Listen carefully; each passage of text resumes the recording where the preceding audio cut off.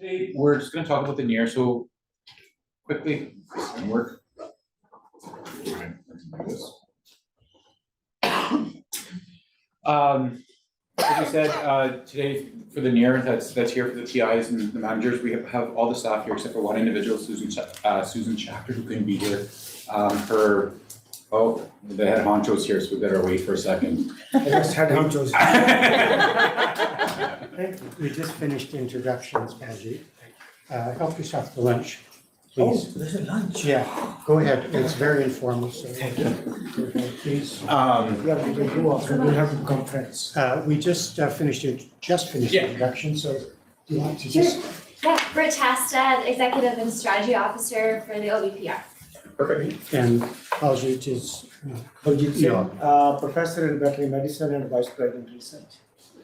okay, sorry. So, and so this is our staff that we have here. When we look at this, the NEIHR it's part of a national network, and it is actually the only network funded by all 13 institutes with SK-NEIHR. So all 13 institutes actually have an invested interest in the NEIHR network itself. It was developed to create and sustain supportive research environments driven by and grounded in Indigenous communities in Canada. This is technically the third iteration of the NEIHR. So I'm a graduate of the old NEIHR network. Wendy, were you part of the old NEIHR network? I can't remember if you were or not, or at the final ends of it. To be honest, I'm not sure. How long ago would that have been? 2013, it would have. No. So the old NEIHR network was here. That used to be housed here was IPHRC, the Indigenous Peoples Health Research Center, which then moved down to the University of Regina and into First Nations University. So I'm one of the graduates from that. What they found and why that was created was they were seeing that there was a lack of engagement and support for Indigenous students and research. And so that's where the NEIHRs were created back then. What happened was it became too successful and they shut it down. But then what they found was that afterwards there became a gap within the support for Indigenous researchers, and this is where the new what came afterwards was the Indigenous Mentorship Network by Dr. Malcolm King, who was the CIHR IPH director at the time, brought in the mentorship network to support students.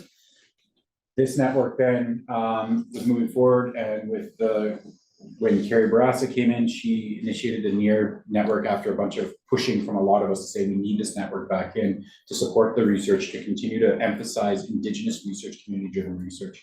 And so this is where the networks were funded again.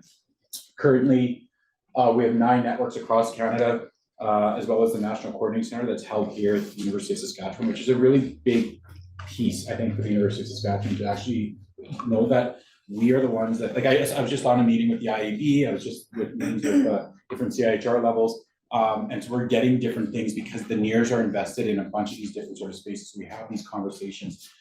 It is supposed to be funded for 15 years, and we just finished our first renewal in April of this past year. So we'll find out in October if we were successful with the renewal.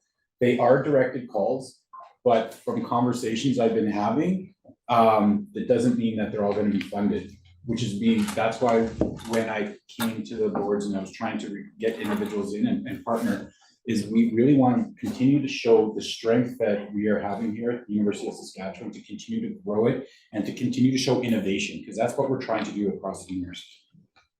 If there's anything I'm missing, Fleur or Wendy, please. I guess the only other thing is that there hasn't been a NEIHR in the Yukon. The Yukon just went through, they've put in a development grant, which is what we had done back in 2018, 2019. And so there probably will be a NEIHR in the Yukon, if, provided that they'll get their development grant, then they'll have a year to work on it, and then they can apply for a full grant. So then at that point, then there'll probably be 10 NEIHRs in the National Coordinating Center. So, and again, real quick, our SK-NEIHR is made up of researchers, community organizations, graduate students across not just Saskatchewan, but we have nationally and international partners as well within this. This is one of the pieces that the NEIHR networks or the program is supposed to do, is supposed to start developing networks and start broadening into international scope. And so for the next 5 years, that's what we're gonna be looking at here, especially within Saskatchewan, is emphasizing and strengthening our local relationships and starting broadening that out across regional, national, and international partnerships. I'm looking at trying to start developing a lot of global South relationships, because this is one of the areas that we continue to see across Indigenous health research. There's a big focus on Aotearoa, New Zealand, Australia, the US, and Canada, and we miss out on the global South, and this is a big gap. And talking with scholars and Indigenous partners in these other areas, they're like, the global North Indigenous spaces are colonizing our spaces. And I'm like, oh, we gotta fix that. So that's one of the things that we're gonna be trying to build, and really trying to build these sort of international connections, which is what I'm gonna be trying to move forward with. So if I ever reach out about some of this, it's to say, hey, how do we get into some areas, or what do you have partnerships here, and how do we go about working in a good way? One of the things that we do is I know that we do a lot of our stuff, and we are extremely grateful to the University of Saskatchewan for everything that we have here. But we are a tripartite university network. So, which means that we are part of the University of Regina and First Nations University as well. And we really want to emphasize that to try and highlight the strengths of this. The reason why it's so important is that unlike other geographical areas across Canada, such as Southern Ontario, we have to rely on, our students can't just stay at home and go to 4 different universities all the way through. So we have to find sort of innovative ways of how do we work across the 3 universities? How do we strengthen this, but remain our autonomy and so forth? And so that's what the NEIHR is trying to do. How do we work together as Indigenous scholars and accomplices within these spaces in good ways? We facilitate First Nations and Métis health research training and knowledge mobilization. It's grounded in community and led. So we try and work with communities specifically on what they want to see. How do we develop partnerships? How do we develop co-design research engagement with the communities at hand? That means sometimes we navigate with political organizations and researchers. At other times, we work with organizations and communities to find researchers on campus to work with. And so that we're trying to, with a lot of our engagement stuff moving forward, we're looking at trying to build some of this, and we'll talk about that as we move forward. The other piece as well is we really emphasize the distinctions-based approach within the NEIHR. This means that, so I was just, the last couple of days, I was in Edmonton for the public safety. They had meetings there about Indigenous evaluation and engagement and so forth. And they kept using the term Indigenous. Well, I stood up and I said, well, let's put it this way. We actually have no Métis data, health data. Because everything that we see on Indigenous is primarily First Nations. Even when we go into urban spaces, the individuals who are self-identifying in those studies are primarily First Nations. But then the term Indigenous goes on and it gets lumped across all 3.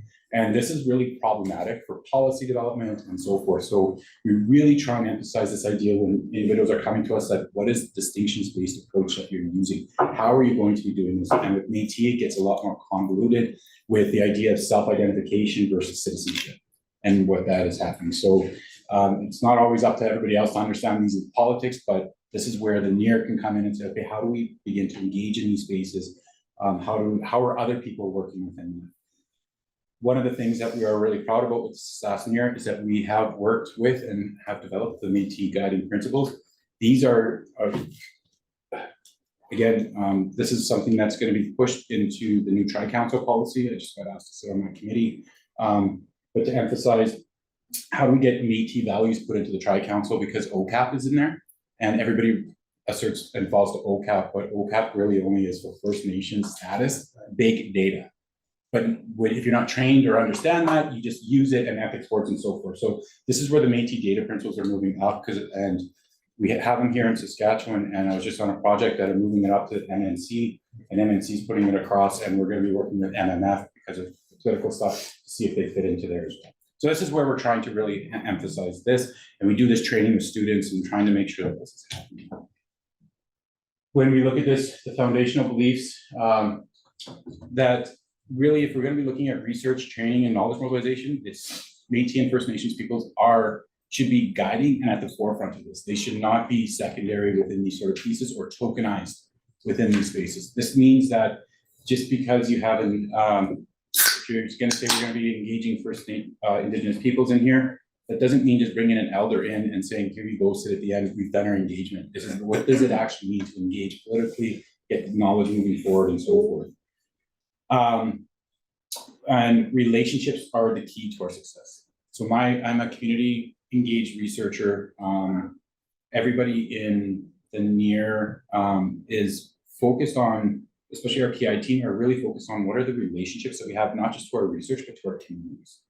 How do we go about supporting our communities, but also how do we build relationships within the NEIHR itself to support one another? And this is where I think it's really important, especially for new and emerging scholars, and please, Mandy, if I'm overstepping, you can say, no, that's not how it works. That we're trying to create a space for Indigenous scholars who are coming to campus, that they can find a network and a group of individuals that they can actually feel comfortable to talk about issues that they may not feel comfortable in other areas, and doing this as well for grad students. Because it's not always safe. And we know that, but we're trying to build these sort of spaces for it. And so it's building these relationships. Currently, and I do want to emphasize currently, because if we're going to go positive here, positive thinking, when the new renewal comes through, this is going to change a little, because we have different PIs that are coming on from First Nations University, University of Regina, as well as individuals from the University of Saskatchewan, who have just started here. But this is who's on our current research leads at the moment. As you see, it's very heavy USAS, which is fine. Which we are the biggest university. A lot of our dollars of support coming in here, and so this is where it is. And then our staff and so forth. So I'll just highlight this. And Wendy, if you want to talk about like your experience of coming onto the NEIHR and how you came on. I can? Yeah, just go ahead right now before we get into the activities and stuff like that. Okay. But just your thoughts. Okay. Well, I started as an assistant professor about two and some years ago. And right away, so I was suggested, you know, you should chat with Caroline Tate and SK-NEIHR. I was interested. So my background, okay, I'll back up actually even further. So my background mostly is in working with preclinical models of diseases and disorders. And I wanted to take my research background and expand and look at, okay, I'm interested in intergenerational stress, what's happening physiologically with intergenerational stress, and often right now, at least, I'm using preclinical models to investigate these questions of what's happening with intergenerational stress. And how can I take what I'm finding and interact with communities to discuss what is a good ethical space, or what are good practices for incorporating knowledge gained from preclinical studies to community to help potentially, if interested, guide practices towards health and wellness. And so I had this question, and I was kind of like, honestly have no idea how to even begin. Like, that's such a huge question that I don't have a background originally in. And it was Dr. Daryl Damko, he said, you should talk to Caroline Tate and join the SK-NEIHR. And so I applied for membership, and right away was invited to the meeting and the help. I was no longer lost, I'll put it that way. I knew who to ask questions. I didn't at first even know what questions I needed to ask. And now I have an idea of, like, these are the types of questions I need to be asking. Here's who I need to be asking. Here's who I should be working with. And so the complete lack of confidence of knowing what I was doing was like, the NEIHR is great to work with because everyone is really accepting. These are amazing people. They know what they're doing, and it just makes the process that much easier. I don't know, is there anything else? I'm just saying, Yeah. it's So informal, it was incredible. It's incredible, the community there, a sense of community. So yeah. And so with this, that's what we've been trying to do, is we've had individuals come on and leave, and we really try and create an intergenerational model where individuals can come on when they have time to be on the PI board, to try and lead things, and when you're ready, you come off and hopefully somebody else takes your place. Because I will be honest, on the next renewal, I won't be leading it. I've already said that out loud, because if I'm leading it, that means that we're becoming stagnant. And I don't want to see us being stagnant. I think that if we want to continue moving this, we need to keep getting people in here, give Indigenous scholars, specifically opportunities to lead these sort of networks, so they can go and see if there's You're other. just avoiding work. Yeah. That's a good way of putting it. Hey, I'm learning from others on how to Yes. avoid work here. So a lot of the stuff is with the NEIHR, with our funding, is we try and give back as many dollars as we can back into the community and for students, especially within research.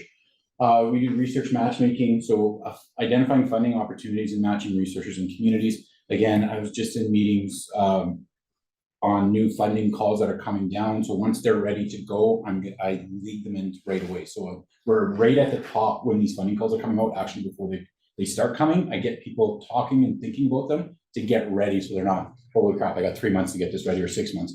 It's like, this is going to be coming down. Start thinking of your project if it's something you're interested in. When we look at this for funding with the NEIHR itself, what we learned from from COVID is that having quarterly grants or timed grants throughout the year just doesn't work within a lot of our communities. So we reopened it up to a rapid research response model, meaning that when communities are ready, they can start applying in for these grants. They're up to $10,000 for community partnership grants or research grants. These grants are then evaluated by Ken, Susan, myself, and Fleur, and other individuals when they come in especially from communities. So we can see what's going on. And Ken has done an excellent job of working with some communities and saying, okay, you know what, here's how to change things to make the grant a little bit stronger, so that we're training the communities on what they should also be applying for as well. Because we want to make sure every grant is fundable, but we want to keep standards there so people understand this is what we need to put in there. So those are about $10,000. And we also have KT grants, or knowledge mobilization. So if you have a project and at the end you're like, wow, we have no money left to do a knowledge mobilization piece that the community started talking, digital stories, photo voice, radio ads, or whatever, you can apply into here with the project and move it that way. We also have mentorship, research, and travel funding for graduate students. This will be increasing a little bit as well, moving forward after when we're successful in October. But we continuously work with the different departments here on campus to try and increase that. And we really try to make sure that the dollars, the dollars come from college of medicine, from a specific department, that we make sure that those dollars are there for those grad students. So it doesn't get put into a large pot and it gets burst out all over the place. We really want to make sure that when the departments and colleges put money and support the NEIHR, that we make sure that that training is going there to say, here's our accountability to you to make sure that now moving forward. We also provide writing and research administrative support. Fleur has been doing this for so long. Without her, I don't know where I would be. A lot more work, a lot less hair, that's for sure. Right now, she is amazing at what she does. If there's a question, I go to her and we work from there and move our way forward from there. Tammy with financial management, she keeps us on our toes and everything else. The other part too, as you saw Corey in the back there. So in the last year, we shifted our communication strategy to start having more presence online, and it has gone up 300-fold. What are we at? 3,000-fold? Sure. No, that sounds good to me. It's growing at a rate that we're happy with. Yeah. Well, and you see some of Corey's work in front of you. Corey did the bookmarks. Corey did our last annual report, which we'll be doing another annual report soon. So please take copies if you want, because this is getting to be the point where it's gonna be outdated. So, but that's all Corey's And work. then those were the bookmarks as well that came from that, where you can do the scan code and you can actually go right to our website and have all of that. We also, one of the things that we do that we don't really talk too much about, I'll talk about this in a second. We also have an elder in residence or knowledge keeper in residence, and we try and do a legacy project once a year with them. This past year, we worked with our knowledge keeper, Carrie Hanson-Gardner, and that's where we did the digital cancer stories with Métis people in the North and those experiences. So what those are is I sit down with the elders or the knowledge keeper, and I say, what do you want to give? And how do you want to do it? And we work on doing a project together all the way through. And so they're actually leading it, but they're getting guidance from it. And we do all the other work, the ethics, and et cetera, et cetera. As we said, these are the community partnership grants, a little bit more information. And we can make this slide deck available to everybody as well, so we don't have to worry about it. It's fund proposal development. I really emphasize when I talk about this, and I talk about this to the PIs on the NEIHR, don't standardize your thinking. These grants and the knowledge, the community support and knowledge translation is to go outside of the box to see and make mistakes. Be innovative. Take the chance and what it is, because that's what we want to see. If the communities want to do something, then go outside that sort of space. Like, let's move beyond. Let's try and with DORA and implementing DORA at the Tri-Council level and all that, how do we implement that here? And what does that mean for Indigenous communities? And how do we start looking at that and emphasizing and supporting these sort of pieces? When we do this as well, like I said, anytime undergraduate students, it's just graduate and undergraduate students are not eligible for this funding. And you can find more at the NEIHR on the funding tab. When you do apply and you are successful, we do put you on as a collaborator. It's the reason being is that we see you as being a part of the network. And it's important because once this is done as well, we also do research engagement day. This is a day, we're going to be hosting this down in Regina this year, because we're going to go once in Regina and in the north. We held it at Saskatchewan last year. But this is where we invite everybody who has received a knowledge mobilization grant or a community partnership grant to come and present back to the community. And we also provide some supports for communities to attend. So the researchers are supposed to be attending, because that's part of when you sign the grant, that you have to be able to make it to this research day to present back, because that's your obligation and the accountability. But when it comes to community, sometimes it's hard for dollars, especially if they're coming from far north or other areas, that we try and support those funds as well. So you don't have to worry about finding funds for research partners to come down. So we allow for that. And this year we're going to be doing it here. We are going to be moving it probably to a 2-day thing and providing a graduate student engagement day. We really want to start pushing this idea of graduate students coming together, learning from the graduate students, and finding a way in which we need to find a way to increase not just Indigenous graduate student engagement, but we want to look at a place that USask is a place that Indigenous graduate students, Indigenous students nationally want to come to, and we need to find ways to collaborate and find opportunities for them to be here. And this is why we'd really like to see more academic faculty members, so forth, attend these days to see what's going out there and to see, like, are there places for myself to start building relationships with these students, or seeing like somebody's doing something research that you're doing. It's like, wow, this is really innovative. This is what I'm doing. Here's my stuff. Come and let's see if there's a partnership or postdoc opportunities and so forth. And we'd like to try and build a lot of that moving forward. These are just some photographs of everything that we've been doing. That's last year's That's research last year's day. research day.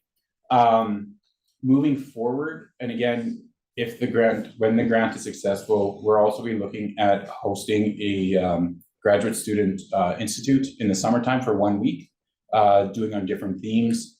There's big things in the idea of data sovereignty, for training our students around data sovereignty, arts-based research methods, AI technologies. And so we're going to be taking thematic approaches for a week and paying for students, supporting students with stipends to come here. We're also trying to work with high schools and so forth in other areas to develop 1 week days where students can come in across the different health fields and go in there. VITO has provided a lot of funds to support this. They're really interested in this because they want to see a sort of a step approach, that they come in here and they work their way in and be engaged with VITO going through, especially the STEM pieces and everything else. So that we do have, and that's what it's great about the PI. We're able to come together, meet, and talk about these different things. This, again, I don't want to say too much about what's going to happen after October, because if we're unsuccessful, I don't think you'll see me again. I'll be sitting in my own office, and I won't be anywhere on campus anymore. But we will, there are some things that are going to be coming down that we really want to make sure that we're emphasizing this. The big thing about the NEIHR is we really want to continue to bring people and communities together to do good, ethical, community-driven, community-partnered research that has benefit to the community. And I know that $10,000 doesn't seem like a lot, but for some communities, they've never had research coming there. Mm-hmm. And that's to begin to engage in, and that builds our university community. It also offers opportunities for students who are outside, who've never had this or have those opportunities, to begin to see there's maybe something different for me if there's research happening, and we can start training individuals and communities, that there's something different for me out there as well, and engaging in that. And so that's what we're really trying to do. We really want to just try and strengthen this. So in 5 years, when a new renewal comes in, hopefully the governance structure even changes again, that it becomes even maybe larger, or the team becomes larger with the collaborations, or that we have different innovation and that we have better supports from across campus, because everybody's seeing the impact that we're having. And so that's where we're at. And thank you for letting us come and speak here today. Thank you very much, Bobby. That was fabulous. I want to be sure that we have time. I know there's probably people anxious to ask questions. Do you have anything to ask for? No, I'll just help with answering, Okay. answering questions, I Great. think. Before we go into questions, I appreciate you being here, Baljeet, and I know the university, of course, has highlighted Indigenous research and health and training and so on, but do you want to add anything from the university perspective? Thank you, Alan, very much.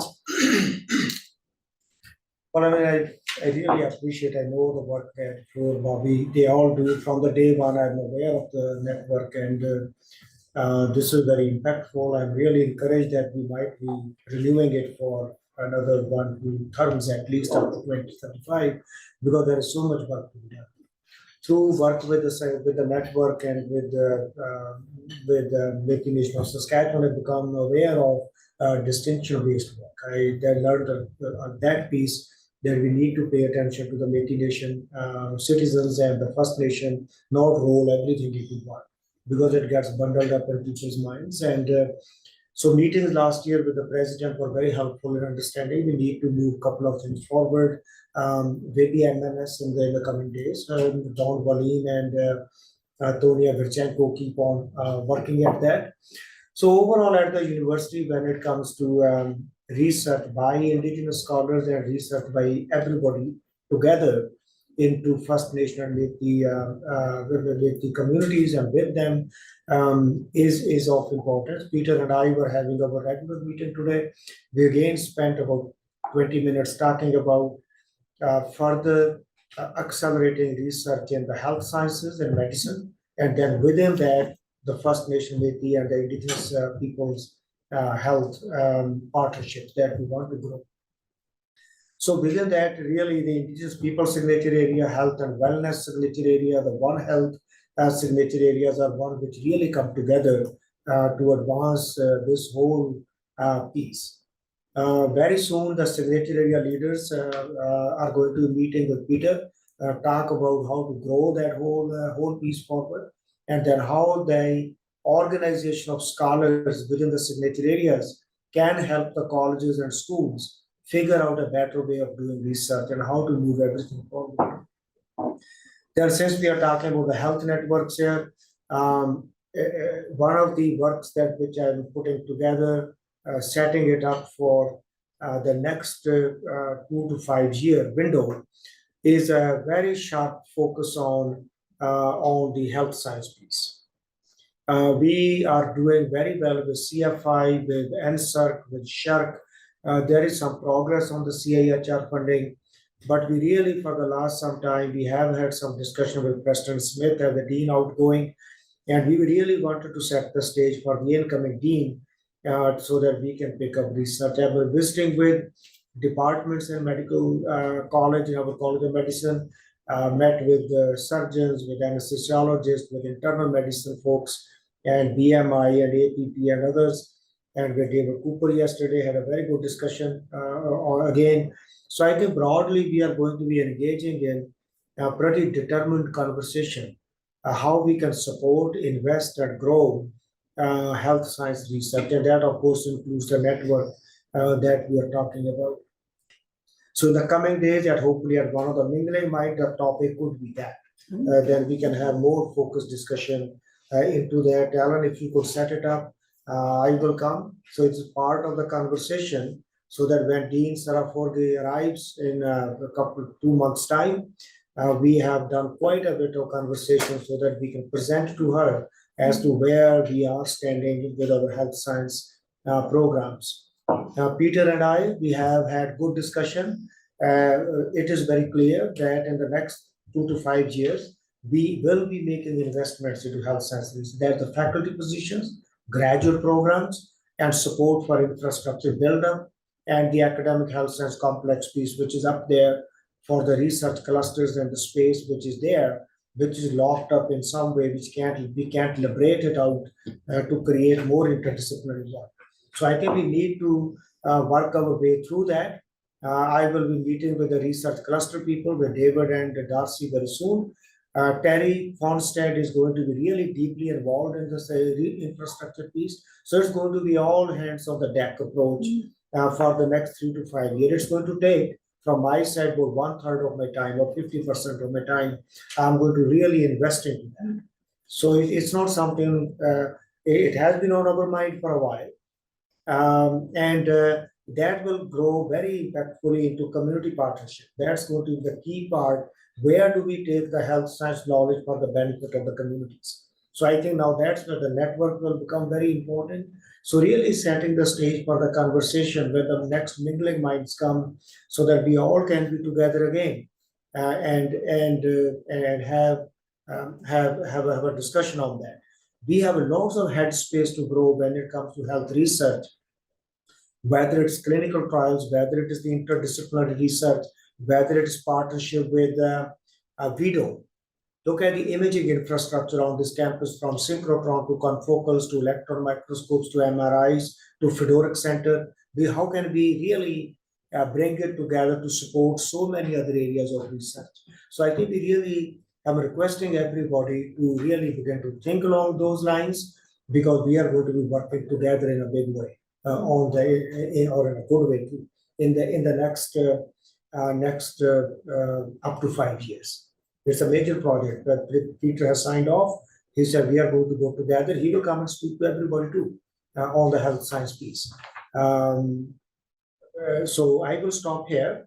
Thank you very much for this gathering. Always a pleasure, Bobby, to meet with you. And the work that you do, very demanding, compared to simply sitting in a lab like me, killing a mouse and looking at a sample. I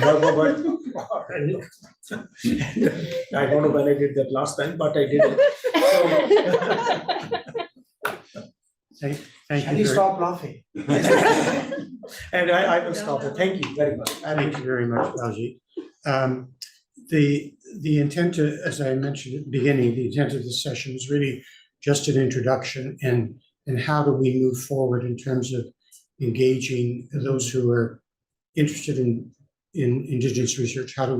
What's the process we can engage? Dean, for example, has ideas, is near the route he should go, or Skipper, or let's open it up for discussion. People, I'm sure, have some questions and comments. We may, as long as nobody else needs this room, I'm happy to stay a few minutes longer. Don't want to constrain the discussion, so. It's Friday, there's probably. This is Friday. Before going, I do want to say that the Institute of Infection and Immunity, they're holding their IAB here at the end of May. And they've actually reached out to me because they have 2 things they want to do. One is they actually want to talk about engagement in northern Saskatchewan, working within the north, and so there'll be something going out there soon to do that. The second part is that they are also coming here to talk about the READY program. And this is a postdoctoral program that is going through there for, it started with Black scholars, and now they're moving it into Indigenous. And what it is, it's a postdoc program where it's 6 years of funding for a postdoc, but once you get hired on as a postdoc, you don't lose your funding, it actually follows with you. So they're gonna come and talk about and have that experience and do that. So that'll be May 29 and 30. May 29th or 30th, we'll be bringing that out, but we'll be sending that out to everybody on which sessions they would like individuals to come to. Bobby, could you let us know? Brett, can you follow with Bobby, please? So Yeah. that Darcy or somebody is there. Yeah. Yeah. Oh, yeah. Yeah, we were gonna send it out. I just wanted to let everybody know in this room while you're here, so. Thank you. Wonderful. Thank you. Comments, suggestions, questions? Well, I guess since you alluded to it, and I kind of mentioned in my introduction, Is there any paths to engage, I was thinking specifically undergrads, but like from like for some of these things like the INSERC USRAs and things like that that are coming forward, because I have space in my lab and would be happily to take Indigenous students and mentor them through undergrad, but I don't know where to turn to find them. Is there any mechanisms on campus that we know of to help identify matches? First, I think that the person best suited to speak with would be Sandy Wami. Yeah.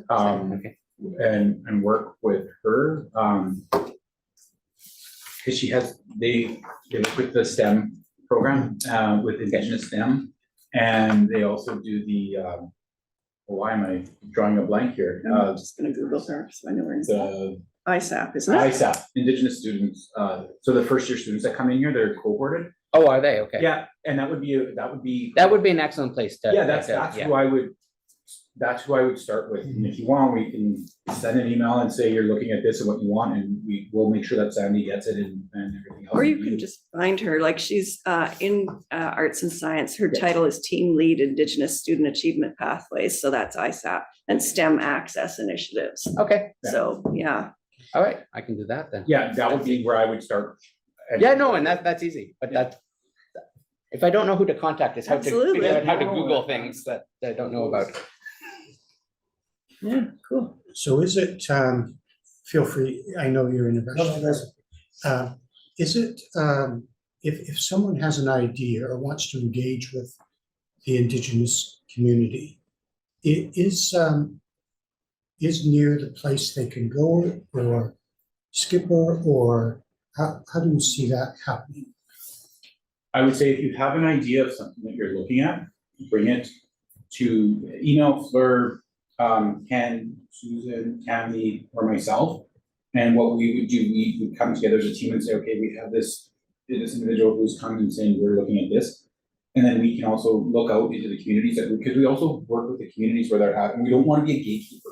That's not what the NEIHR is about. It's about hearing what's going on. So if you have an idea, rather than like, I don't know who to talk to, just bring it here and we may have an idea just like right there, who to talk to. Yeah. Bring it and we can say, hey, this is an individual to talk to, or if you go to, I want to work with urban, who do I talk to in an urban space? Well, are you working in Saskatoon or Regina or Prince Albert? Because then it wouldn't go to the same process as going through FSIN, it would actually go to the SPC if you're working in Saskatoon and working in that space, right? So it's these different sort of levels for it to help individuals understand this. But I want to emphasize, like, I love the question. I think, yes, bring it here. And if we can't do anything about it, then we send it, like, go to Malcolm and his team and say, hey, do you have anybody that's working in this area, or do you know anybody in your communities? Because we don't know everybody. Yeah. But we want to make sure that people feel that there's a process, or that they can find a pathway to build those relationships. And it's not up to the NEIHR to build the relationships. It's up to you to do that. It's up to us to try and make sure, hey, here's the people we would contact. If I were you, please go right ahead. And if you contact them, like, we had no leeway, and we have a good relationship between you and us in the NEIHR, then we would say, yeah, I'll put my name on the email and I'll go in there at the same time. Yeah. So I guess a kind of a follow-up for that, the reverse then. Do you guys have a pool of experts that you, like, is there a way to sign up to be part of a pool of experts type thing? That communities may want to reach out to? So that's kind of what we do when you come on as a NEIHR, with an Okay. collaborator or not, is like we ask. So you don't have to have a specific project then to come? You don't have to have a specific project, no, because we actually want that to say, okay, here's Wendy doing her stuff on everything. I don't even know what she does. All I know is that she sits at a bench and she's way smarter than I am. But the work that she's doing is here, and it's like, okay, well, I don't have any projects right now. I have my own projects going on, but if a community is like, hey, we're noticing, we had a conversation, somebody said that vitamin D and something's going on in here, et cetera. Well, we would be, hey, you know who you need to reach out to? Here's Wendy. So if the community comes, it's like, here's the researcher that I would be reaching out to. Yeah. The other thing too is we really emphasize, really emphasize with the NEIHR, ethical research. So if I find out that any collaborator or any individual has gone out to a community and the community is like, this is the worst experience I've ever had in research, and I have to go up there, because the NEIHR right now is seen as my name, that's my relationship. And I have no problem in removing researchers from anything to do with that, and I will make it known to everybody else. Do you want to work with Bobby Henry? No, he is not a good person to work with in the communities. I would recommend to stay away from him until he makes efforts within that community. And I am not afraid to say that, because I'm tired of researchers going into my communities, and then I go in right afterwards and like, and then I gotta deal with everything and work a relationship back up. It'd be like me going into your lab, kicking over everything and saying, okay, clean it up and start again. That's what we have to understand when we're doing community engaged research. If you mess up, that's my lab. Like, don't mess up my lab. Just do it in a good way. Keep it clean. I'll keep your lab clean. That's sort of the model that we go by. And nobody wants to mess up, but we also work with communities to make sure that communities aren't also in that same space. So if this community's been difficult to work with, we'll work with that community and say, okay, what's going on? And I will take the time to go to the community and work with them to understand, okay, what is happening here? It's just what we need to do. What's the process for, or is there a pathway for engaging with communities? Is it NEIHR, or is it Skipper, or is there some other agency? It's one is, if you have no relationships right now, then I would say come to the NEIHR and say, here's a project that I'm looking at doing, that I see an issue, we get a lit review, we don't see anything happening in this area. How do I go about building with this? Or is there a community that I would work with and be like, sure, we'll help you with getting into contact, working with that. If you need to bring some people together, we have those knowledge mobilization or community partnership building grants. That's where you say, okay, let's apply to this and bring in our community partners, and we can help you bring some of the individuals in. And I want to introduce, before I forget. I'm so sorry. No, I was late. I was at another meeting, medical therapist, so sorry about that. This is our knowledge keeper, Terry Hansen Gardner, who's with the NEIHR, so I'll let you introduce yourself. I'm from northern Saskatchewan. I'm from Wild Cross, originally from Pine House. And I'm a cancer survivor, so I do lots of work on cancer care and helping with cancer support. So I'm on the road all the time, and I love working with these people. They're beautiful people. So.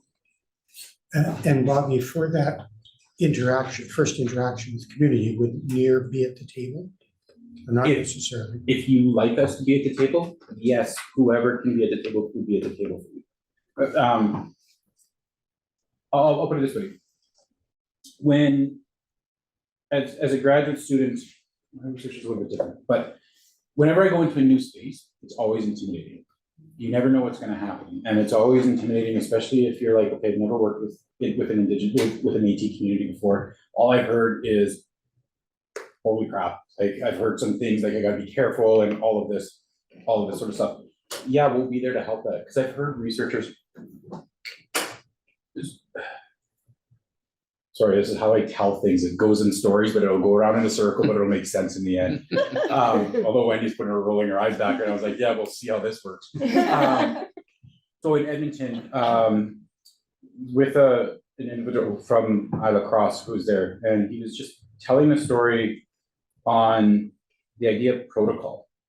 And it wasn't about that. So a lot of people go into our Métis communities and they say, well, here's your cloth, here's your tobacco, like that's Indigenous protocol. So you got to give me what it is. And it's like, that's not Métis protocol.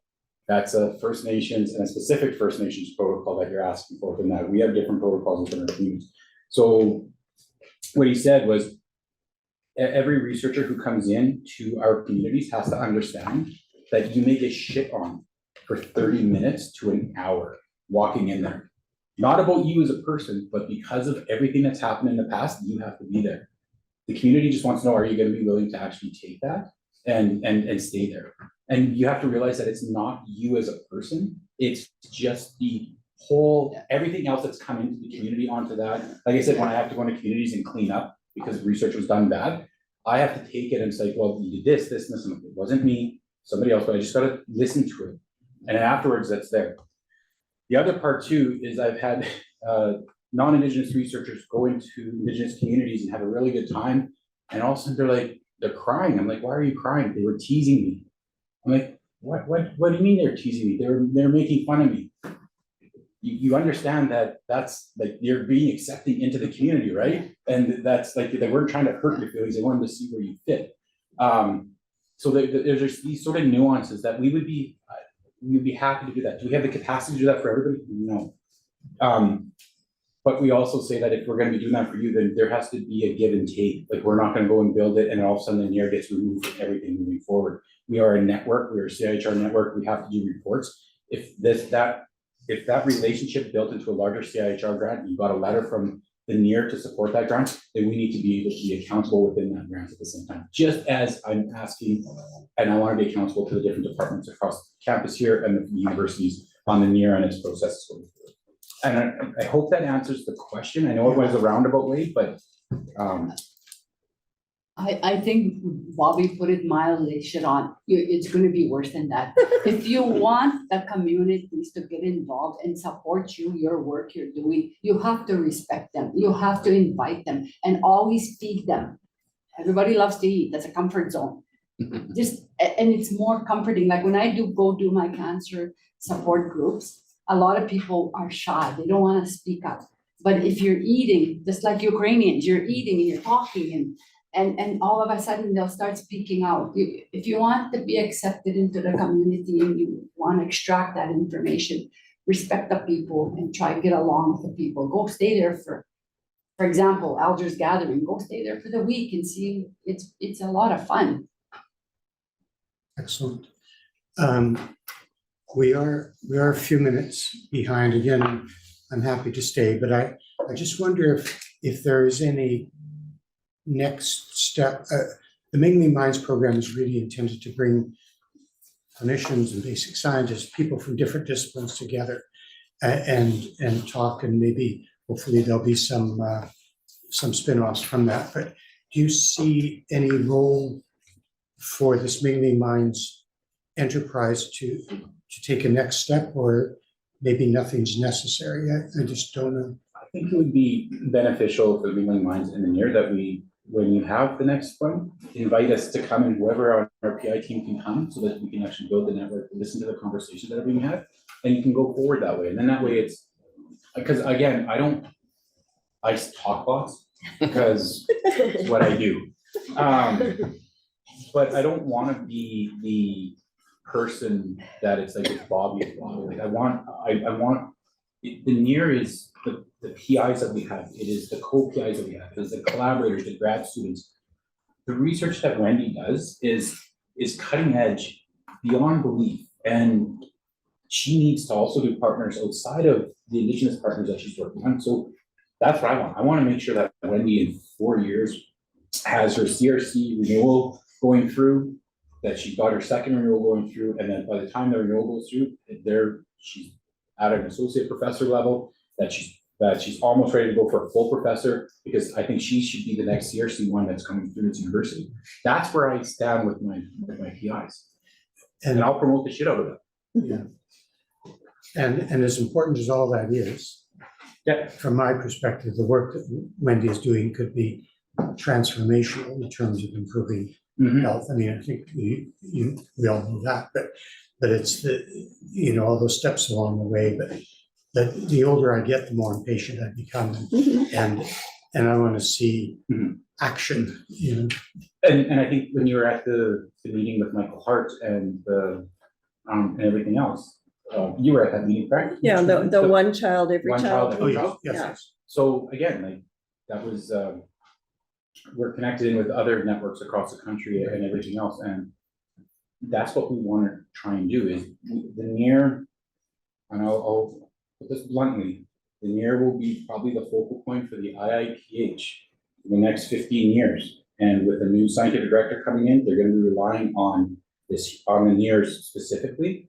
And so that'll be the one leading CIHR Indigenous health research going forward. So the more we can engage and have those conversations to bring it up to that other level, the more it helps you, the more it should help all of us moving forward.